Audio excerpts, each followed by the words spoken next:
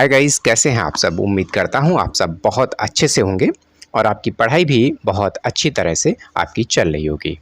तो आज फ़िलहाल हम अगले एक टॉपिक के साथ में फिर उपस्थित हैं और आज का जो हमारा टॉपिक रहेगा वो रहेगा पादप हार्मोन। ठीक है, तो पादप हार्मोन के बारे में हम आज यहाँ पे जानेंगे कि उनका क्या कार्य होता है और वो अपना प्रभाव जो है किस तरह से पौधे के ऊपर अपने डालते हैं।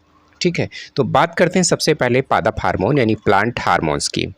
तो पादपों में जो वृद्धि और विकास होता है, यानी कि जिस तरह से हम सभी बढ़ते हैं, यानी किसी की लंबाई होती है, कोई बौना होता है, तो इस तरह से पौधे भी होते हैं। कुछ लंबे पौधे होते हैं, कुछ छोटे पौधे होते हैं। उनका जो वृद्धि और विकास होता है उसको नियंत्रित करने के लिए कुछ विशिष्ट रासायनिक पदार्थ होते हैं और उन पदार्थों को ही हम क्या कहेंगे, हार्मोन कहते हैं, या हम कह सकते हैं पादप हार्मोन कहते हैं।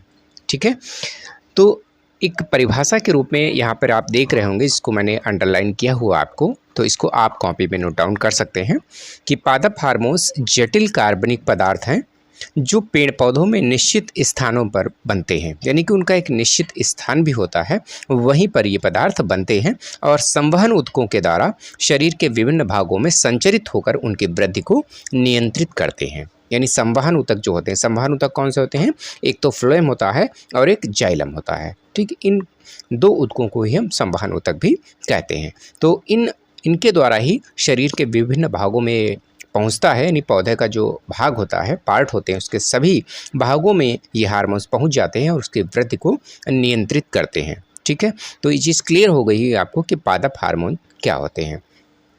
अब हम बात करते हैं इसके आगे कि सबसे पहले पादप हार्मोन जो शब्द है, ठीक है, इसका प्रयोग किसने किया था। जो हार्मोन शब्द है, इसका जो अर्थ होता है, मेन अर्थ इसका अगर हम बात करें तो उत्तेजित करने वाला पदार्थ भी ये कहा जाता है। ठीक है, क्या कहा जाता है, उत्तेजित करने वाला पदार्थ।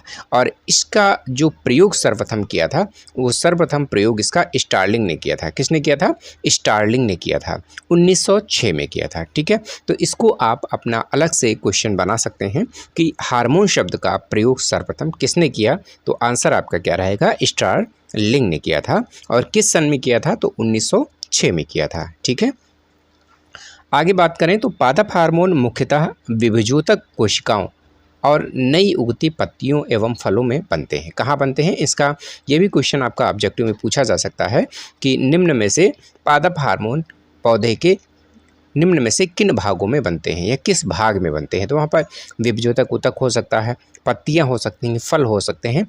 इनमें यहाँ पर आप कोई भी जो ऑप्शन, आपको एक ऑप्शन सही होगा, वहाँ पर आप इसको चूज कर सकते हैं। ठीक है, तो विभजोतक कुछ कोशिकाएं जो होती हैं उनमें बनता है, नई उगती जो पत्तियां निकलती हैं वहाँ पर होता है। यानी विभजोतक ऊतक वही होती है जहाँ से नई पत्तियां निकलती हैं, उसी किनारे को हम क्या कहते हैं, विभजोतक ऊतक कहते हैं, और वहीं से पौधा ऊपर की तरफ बढ़ता रहता है। ठीक है, अब हम चर्चा करेंगे कि पादप हार्मोन्स की जो मुख्य विशेषताएं होती हैं वो क्या होती हैं। ठीक है, तो यहाँ पर चलिए देख लेते हैं कि पादप हार्मोन्स की मुख्य विशेषताएं क्या हैं।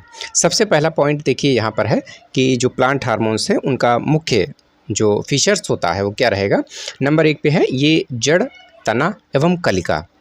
जड़, तना एवं कलिका के शीर्षस्थ है, जो सबसे ऊपर के भाग होते हैं, सबसे ऊपर की जो जहाँ से कली यानी धीरे धीरे और निकलती रहती है और पौधा ऊपर की तरफ बढ़ता रहता है, वहाँ पर ये विभजोतक ऊतक जो है वो बनते हैं तथा फ्लोएम में से, ठीक है, होकर पौधे के अन्य भागों में या अन्य अंगों में पहुंचते हैं और सभी भागों में विस्तृत होकर वृद्धि का नियंत्रण करते हैं। यानी किस पौधे की कितनी लंबाई होनी है, ठीक है, कितनी मोटाई होनी है, इसका सारा नियंत्रण जो कौन करता है, ये सारे जो है हार्मोन्स ही करते हैं।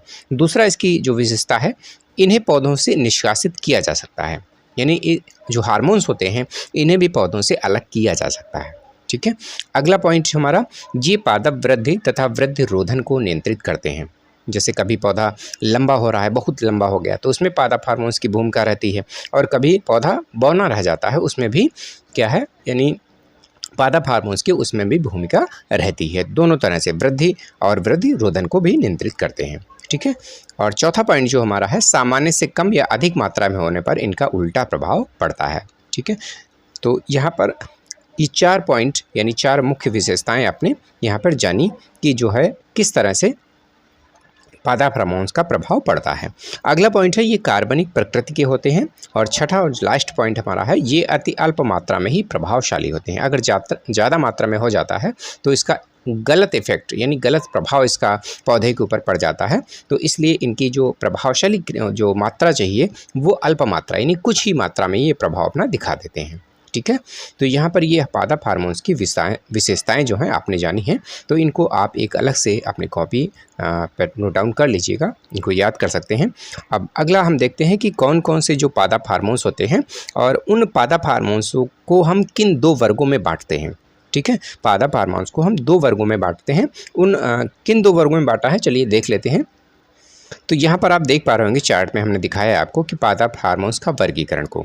पादप हार्मोन्स को मुख्यतः दो वर्गों में बांटते हैं। पहला जो हमारा है वो वृद्धि प्रवर्धक है, यानी वृद्धि की दर को बढ़ाते हैं। ठीक है, यानी वृद्धि प्रवर्धक कौन होते हैं? जो वृद्धि की दर को बढ़ाएंगे वो पादप हार्मोन्स हमारे वृद्धि प्रवर्धक कहलाएंगे। जैसे कि इनमें कौन कौन से पादप हार्मोन्स आ सकते हैं, वो है ऑक्सिन, जिबरेलिन्स और साइटोकाइनिन्स। तो तीन प्रकार के जो पादप हार्मोन्स हैं ये वृद्धि प्रवर्धक में आते हैं और ये क्या करते हैं? वृद्धि की दर को बढ़ाते हैं। तो इस तरह से भी आपका बोर्ड एग्जाम में क्वेश्चन पूछा जा सकता है कि जो पौधे की वृद्धि की दर को बढ़ाते हैं तो निम्न में से हार्मोन्स हैं। तो इसमें से यहाँ पे तीन आपके हार्मोन्स दिए गए हैं। तो ऑप्शन में आपका एक ही हार्मोन्स कहीं दिया होगा, तो चाहे ऑक्सिन दिया होगा, जिबरेलिन्स दे सकते हैं या साइटोकाइनिन्स दे सकते हैं। तीनों को आपको याद करना है, जो भी सही है वो आपको टिक करके आना है। ठीक है, यानी 1 नंबर आपका पूरा पक्का रहेगा। दूसरा जो हमारा पादप हार्मोन्स का वर्ग है वो है वृद्धि निरोधक, यानी ये वृद्धि को रोकते हैं। तो जो वृद्धि की दर को कम करते हैं यानी पौधे को बढ़ने नहीं देंगे, वो कौन से होते हैं? वो होते हैं एब्सिसिक अम्ल और एथिलीन। कौन सा होता है? एब्सिसिक अम्ल और एथिलीन। ये दो पादप हार्मोन जो हैं जो उसकी वृद्धि की दर को रोकते हैं या कम करते हैं। ठीक है, तो इस तरह से हमने पादप हार्मोन्स के बारे में जाना। ठीक है, तो आज के इस टॉपिक में हम इतना ही जानेंगे और नेक्स्ट बहुत जल्द हम अगले वीडियो के साथ में उपस्थित होंगे। तब तक के लिए नमस्कार।